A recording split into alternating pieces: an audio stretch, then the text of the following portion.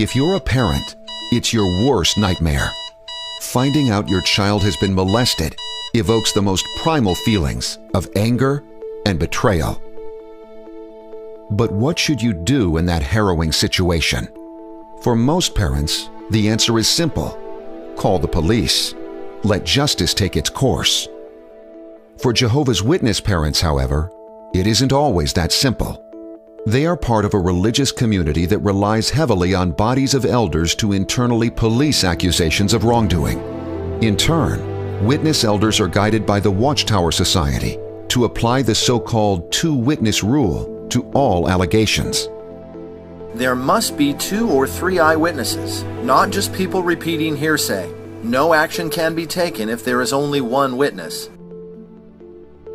If the accused continues to deny the accusation of the single witness and the wrongdoing is not established, the elders will leave matters in Jehovah's hands.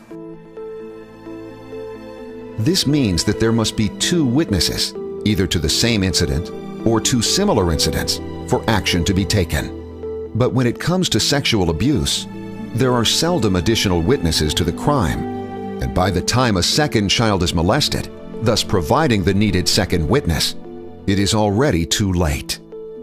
Stephanie Hammond's personal story about this strange policy reveals how harmful this policy is for thousands of children. At 14 years of age, she was molested by one of Jehovah's Witnesses. 15 years later, Stephanie received a phone call from the man. How did he find her? When Stephanie found out that her mother had given the man her phone number, she was very upset and decided to call her mother immediately. Stephanie, calm down. I saw him at the last district convention, and he approached me. He told me how sorry he was for what he did to you all those years ago. He apologized to her? She wasn't even there. And when I told her about what he did to me, she essentially did nothing.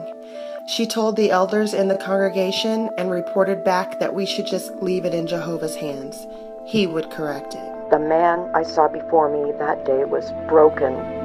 He was plagued with guilt over what he had done. I felt moved to embrace him and tell him that I forgive him. And I think you should too. You what? You hugged him? You saw he was broken? What about your daughter? I was broken 15 years ago when he molested me and you did nothing. I went to the elders, Stephanie. It was your word against his. And you know, just as well as I do, without 2 witnesses. Who cares about the elders? Why didn't you go to the police? Look, Stephanie, we did it Jehovah's way.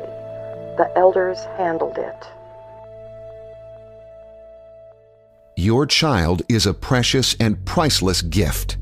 Young ones rely on responsible adults to protect them from those who would do them harm, including sexual predators. Instead, the leaders of the Watchtower Society, in effect, protect pedophiles with their policies related to child sexual abuse, thereby enabling them and putting other children in harm's way.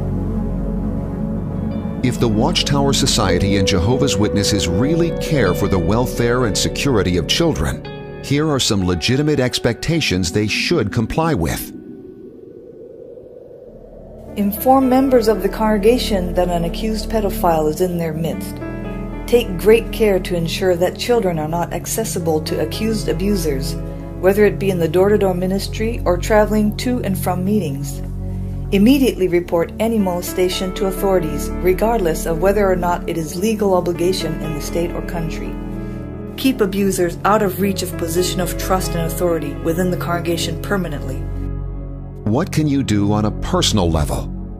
When Jehovah's Witnesses come to your door, explain to them that you are aware of Watchtower policies that protect pedophiles. Share this information with your family, friends, and neighbors. Visit www.AAWA.co to find out how you can protect children from other abuses committed under the protection of so-called religious beliefs and practices.